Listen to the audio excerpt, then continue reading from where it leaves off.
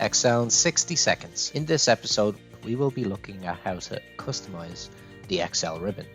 The Excel ribbon, which is located here, of course. The first thing we need to do is to go to File. Then we will need to go to Options.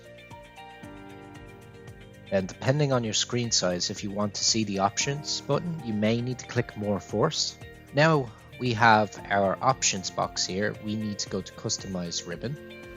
Once we go to Customize Ribbon, I want to focus mainly on the main tabs for this one. So what we want to do is to scroll down to Help, tick the box here, and then press OK. When I press OK, we can see that the Help tab has appeared on the ribbon. And customizing the ribbon is a great way to personalize your Excel environment to your tastes, and it's a great time saver. Comment how you did.